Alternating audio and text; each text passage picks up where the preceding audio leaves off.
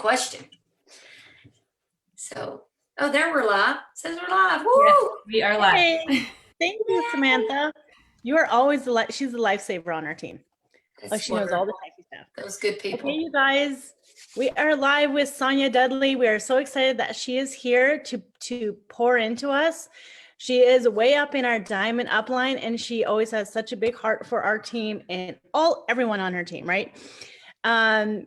Yesterday, I got a reminder on Facebook that I had met, it was a post like from our memories. 6 years ago, I met Sonya in person. I had known her for a couple years before that already, or probably 1 year. And I met her in person. She is the sweetest Southern thing you will ever meet. My daughter yesterday said, why does she remind me of Dolly Parton so much? Why? I'm like, because they're basically sisters. You're going to love her if you've never heard from her before. But when we were in Tennessee, where I met her in her little small hometown, I just remember her taking me to this little barbecue place. I think it was some kind of cute little restaurant. And she was just wanted to know all about me. She just focused on me. And I was just like, oh my goodness, she is just so sweet. And she never makes anything about herself, which that's her type of leadership. And I remember her just investing into my kids and like talking to my kids and looking at my kids. And you guys, if you take vibes from her, you will be an amazing people person. That's her thing. But today she's going to talk about career mindset. So take it away, Sonya. We are so thrilled that you're here and privileged to be among. Thank you, Eva. Thank you. I remember that day. I remember meeting your beautiful little kids, and I was like, and Andrew, of course, but I was like, these little kids are the cutest and most well-behaved little kids. I'll never forget that day. We were at, forgot what it was called then, but it's like a little mom and pop. And I'll say something that is important in leadership, and because it's something you said that I don't want to forget. And at 51, sometimes I forget, I lose my train of thought, but you always want to be more into people than you are yourself. You always want to truly say, you want the heart of, I want to know about this person. Like, tell me about your journey. Tell me about your life. Tell me where you live. Do you have sisters? Like, we should all want to know people. And I've been at lunches, or I've been, I'll give you an example. The other night, my husband and I went somewhere. He had a couple friends from work that happened to be down here in our little town, renting like a little cabin, and they brought their wives down. And there was about 4 of them, 2 of them my husband knows. So there was about 4 men, 4 women. And I'm like, yeah, we'll go visit. We visited for about 2 hours, and we left, and my husband was like, what'd you think? And I said, they're great people. Like, I love just good old country folks. I said, I know everything about them, and they know nothing about me. And I said, but that's okay, because that can grow. People can, if you are around people like that and you feel like, this is so one-sided, like they don't even know if I have a kid. They don't even know anything. Give it a little more time. Keep asking and pouring into them. Like, I literally can tell you everything about every one of those women, their kids, their family, their jobs, everything, because I'm curious that way and I want to know. And people, and you've heard this before, people don't care how much you know until they know how much you care. That's about the truest saying ever. So give it time. But after 2 or 3 times with someone like that, if you don't feel like it's a mutual thing, it's like if you're not gaining anything from them, knowledge, wisdom, caring, I mean, just whatever. Just saying, it's better to talk. It's better to listen than to talk. All right. Well, my name is Sonya Dudley. I have been in Plexus for 8.5 years. I cannot even believe, y'all, if you don't think time flies, it flies. 8.5 years. I literally feels like it's been 2 years. I live in a tiny little county. Our whole county has about 7,500 people, real small, 2 red lights, 1 high school, couple banks, horrible grocery stores. So I try to drive to Nashville or Dixon to get groceries, which is fine. I'm used to it. Some of you are probably used to that too. I know where Eva lives, you probably are used to driving a little ways to get things that you really want.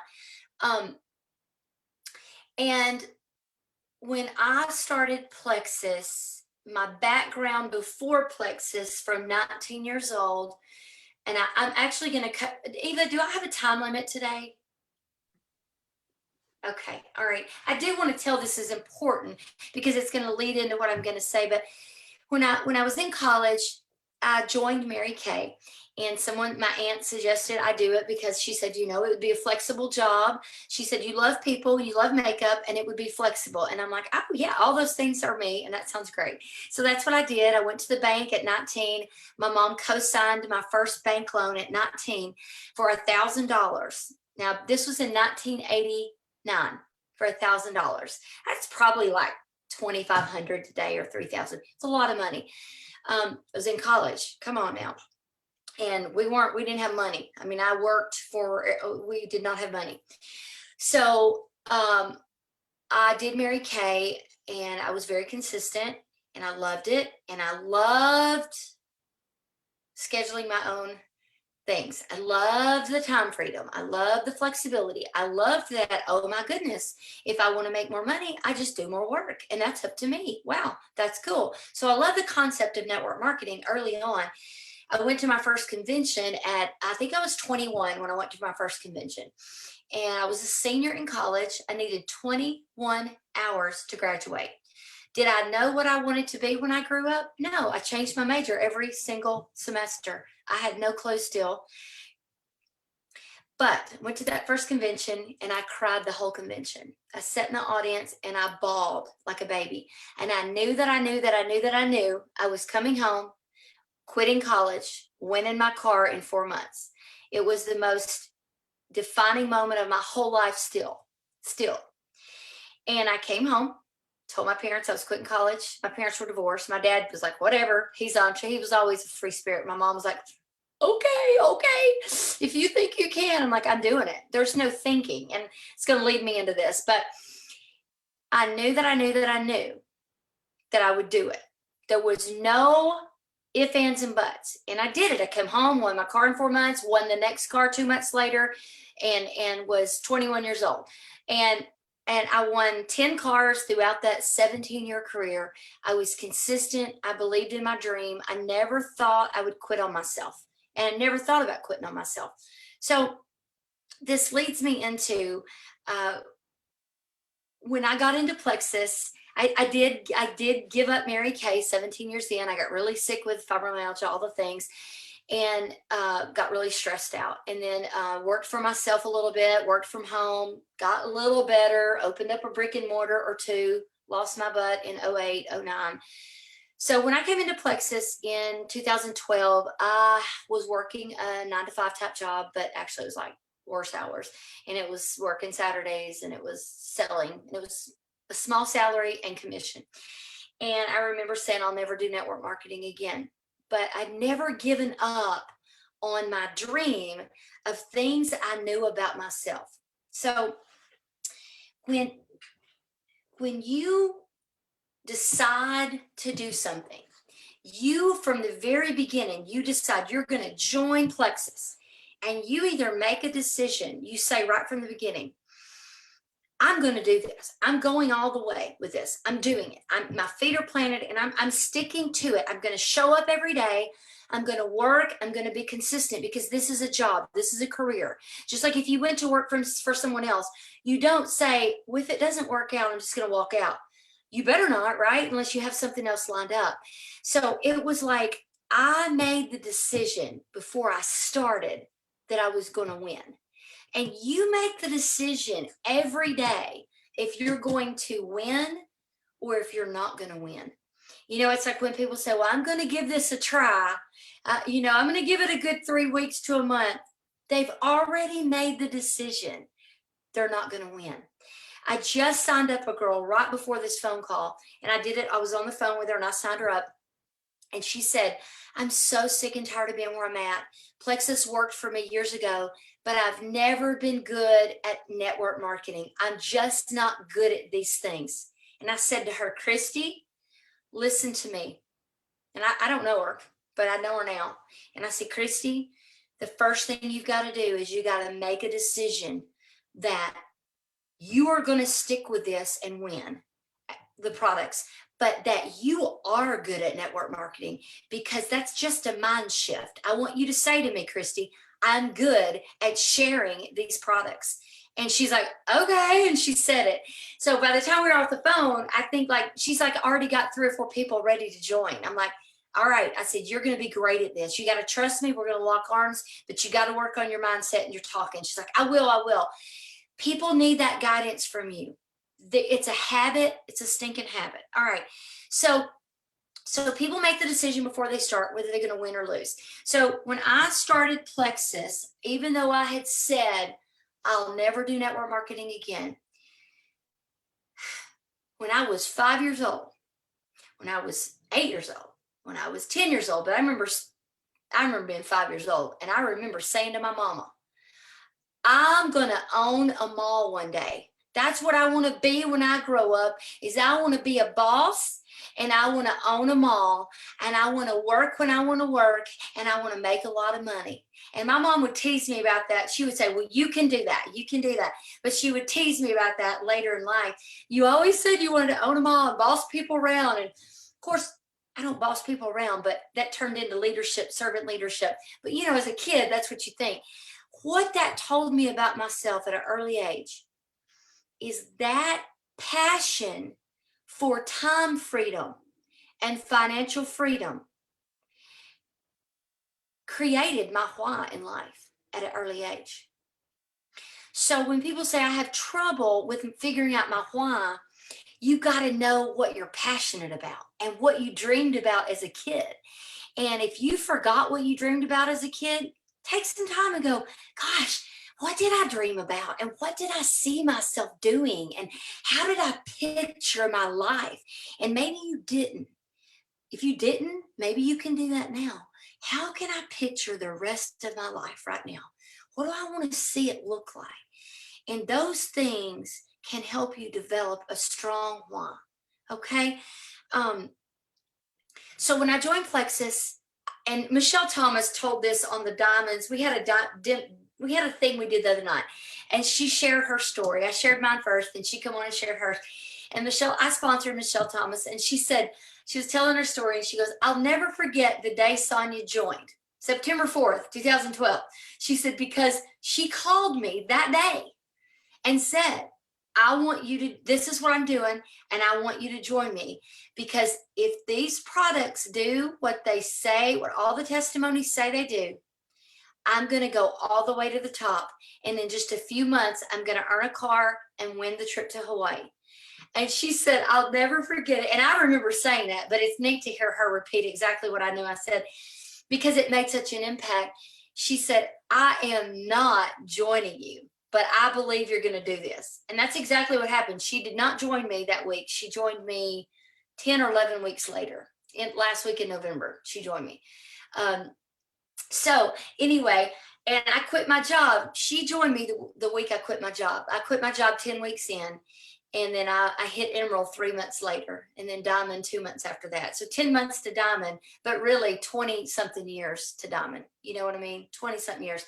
But I'd made the decision. Can you hear what she was saying? What I'm saying? I'd made the decision. This is it. These products work. This is what I've been waiting on. Thought it was Mary Kay. It was a great company, but that wasn't the company for me to go all the way with. I wasn't even near close to being at the top. I think I made 7,000 might have been one of my highest months check with Mary Kay after 17 years. But most months were 3,000 and 4,000 toward the last few years, which was great money, but there was a lot of debt. So most of that money wasn't mine. We really do have the best company out there. No need to look anywhere else. All right. So career mindset, I kind of got you off on the right path. I've already done a lot of my training in all of that, getting your, making that decision before you start. Create that vision for your life, and that passion creates your why. Your why encourages you on days when you don't want to work. you just go, oh, it's raining and dreary and it's, 50 below zero. I don't want to work. I just want to drink hot chocolate and wrap up in a Snuggie and kiss my dog, and I'm not getting on the phone. But when you have your why, it will drive you in a different way than not having a why. So that's what your why does, is it encourages you when things you don't want to work. It encourages you when you have ups and downs. This could go on and on. When you have highs and lows, when you have days you want to quit. I mean, it's just like a normal job. The only difference is when you work for someone else, you have the same exact things that happen as when you work for yourself. The only difference is you have to keep doing it because you have a boss. Well, guess what? You're your boss. You owe your team to show up, right? You owe it to your team to show up. I mean, I would much rather show up and create this unlimited potential income for myself and for hundreds and thousands of people on my team as to go to work for a boss and perform at a great level and still make this income, or be able to be let go tomorrow, or be able to, my husband has been with the same job for 27 years, y'all, and he is eligible to early retire now. And he is so sick of the politics and so sick of, the craziness. And he brought home a little thermometer the other day, and it had his little company emblem on it. It was a thermometer. And when he got to work, he leaves home early. So when he got to work, I saw this thermometer laying there, and I took a picture of it. And I held it up with a picture. I'm like, congratulations, you earned a NES thermometer. I just got a set of luggage, a fire pit. I just got I mean, we win so much stuff. It's just crazy, y'all. It's crazy. So embrace the highs and lows and know that you will not grow unless you have down days. You do not grow when everything's perfect. If I went to Eva and she sponsored me and I said, Eva, how do I overcome this objection? And she goes, I don't know, I've never had one. Okay, well, oh my gosh, Eva, someone just told me they can't afford it. What do I say? Well, I don't know, no one's ever told me that. How is she going to grow me? How's she going to help me? Unless she's experienced it. You need to look forward to the disappointments. You need to look forward to the challenges. You need to understand that you will stay in a fixed mindset unless you have challenges that will give you a growth mindset. You will. You will stay there. Okay. All right. I'm going to, because I want to, I'm going to wrap up with 5 more minutes, and then whatever if you want to, whatever, Eve, I don't know how you have it set up to ask questions, or if you guys just want to ask questions in the comments and I can go back and answer. But I did a video one time. I need to redo one. I guess it's called Trusting the Process. But if people would just trust that showing up and never quitting will get you where you want to get to. If people could really truly grasp that, it'd probably be the best thing anybody could do. But what people do is they think they have to do, they're waiting for a magic answer. And as you've probably heard, people says, what's the key to your success? Your success is hidden in your daily routine. Your success is hidden in your daily routine. It's just as simple as that. But if you just trust that process and show up, you're going to get the success you want. Work with your daily IPAs. Work with knowing that scrolling Facebook, scrolling things won't provide you a successful day, but inviting people to something, signing people up, having conversations with people will provide you success. I'm loving all the babies and kids y'all are showing me. So I'm really weak when it comes to dogs and kids. Just have a huge heart for all of them. Okay, so I want to close with, I don't know if you've ever read this book, but it's an old book. I've had it for years, and I ordered Michelle Thomas one not long ago because I knew she could benefit from it. But it's called Go the Distance by Ed Rowell. It's a short book. It's not long at all. It's a very easy read. And the foreword was done by John Maxwell, and it says, "Go the distance, 21 habits and attitudes for winning at life." That's what's on the front of it. 21 habits and attitudes for winning at life. It's such a fantastic book. I can take a picture of it and put it in those comments as well in your Facebook page, Eva. But chapter 6 talks about winners bounce back from adversity. This is huge for career mindset. You have got to be a resilient person to have a career mindset. You do. You have to be a resilient person. And some of those principles, there's just 3 or 4 here, is a resilient person develops a problem-solving approach to life. A problem-solving approach. You've met those people who all they do is complain. Well, you can say to that person, "Eva, I hear that you're complaining and you have an issue, and I totally understand the frustration and the complaining. I get it. I'm right there with you. However, what do you feel like a good solution that we could come up with for this problem? What do you think that might be?" You want to lead people into that thinking, because if all they're going to do is complain, then they have a victim mentality, and it's really tough to work with people with a chronic victim mentality. Many of you may have had that in the past, and you've recognized it, and you've come out of that. You can overcome that, by the way. You can overcome anything, by the way. All right, so a resilient person develops a problem-solving approach to life. Where can I get more information? How can I transform this disaster into an opportunity? You always have to be thinking that way. When I had fibromyalgia and I was crying every day, I was in bed every day, and there was days I couldn't even dry my hair because I couldn't lift my arms, I couldn't be hugged, I couldn't go to church, couldn't be touched. I remember thinking, there's got to be an answer. There's got to be someone else out there that can help me. And through the crying, the tears, the wanting to give up, I couldn't give up. You can't just give up. You have to be that person. So remember that your deepest, darkest times can propel you. They are to be used to propel you to dig deep and find a solution. And that's exactly what I believe happened to me. And it wasn't that long after that plexus come along. Okay. A resilient person avoids infection from the victim mentality. Well, there's that.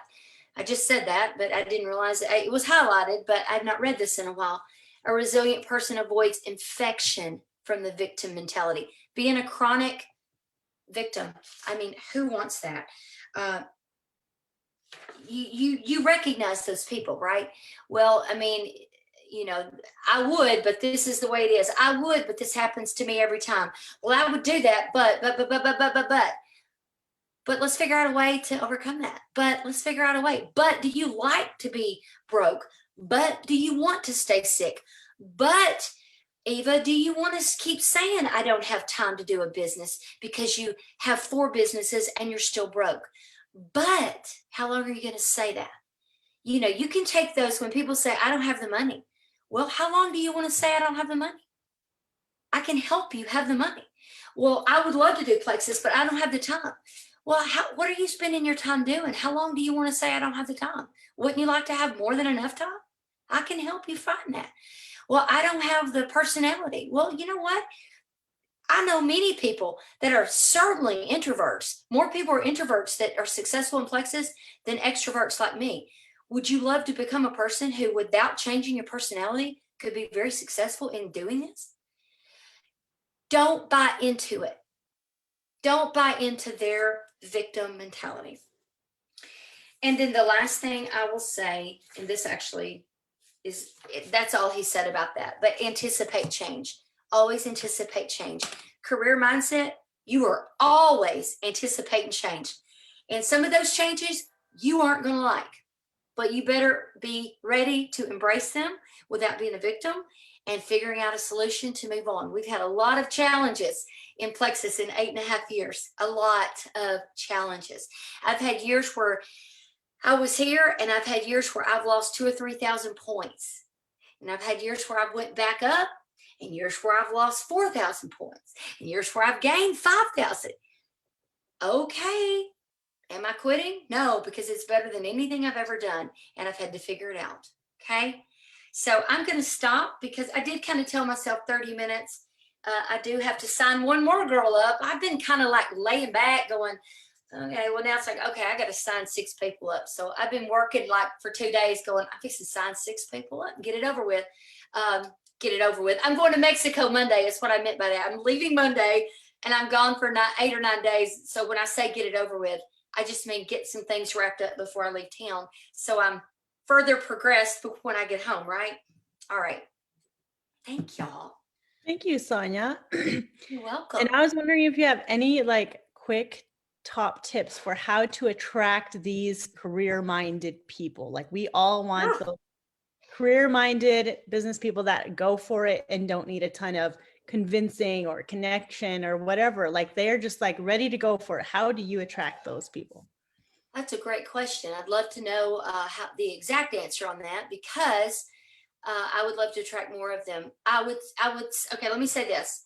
A lot of people who are involved in their church, or who involved in organizations, involved in their town, involved in community work, those people right there, you know, who you're watching for, that have just a little bit of little circles, those are just as good to me, and especially where I live, as people who you're looking for people that have 10,000 followers or 20,000 and you think they have a lot of influence.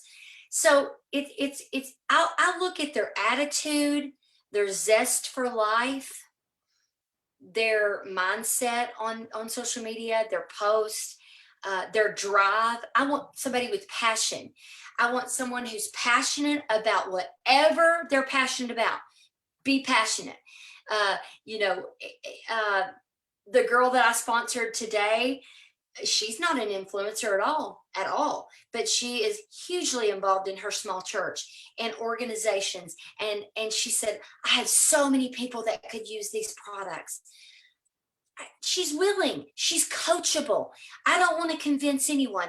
I can take someone who's coachable, teachable, and trainable and help them become successful. But I cannot teach someone who is not willable to be coachable. So look for someone who is coachable. Okay. They got to be willing to be coachable. Okay. Yeah. I mean, I don't have a great answer for that, but no, that was Sonya. That was perfect. You perfectly described that can be anyone. It doesn't need to be somebody with a giant influence already. It's someone who has that zest for life. They just have that spark, and people want to be their friend, and they want to do what they're doing. Exactly. That's it. I didn't know what I was doing. I probably had 200 or 300 or 400 Facebook friends at the most. I might have had 100. I didn't even utilize Facebook except to complain about my illness. That was or complain about my job. I would see can't wait to be off on Saturday. Wow. So, but I had a zest for more and a zest for life. People like to follow people who are excited. So thank goodness people didn't forget that I could be excited.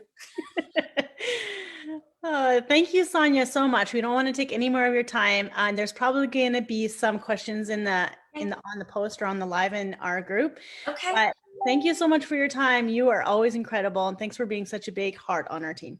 Oh, I love you guys. Thank you. Love you. Thank you. I'll go on after a while. I've got some things to do, but I'll go back and answer any comments. Okay. So thank y'all.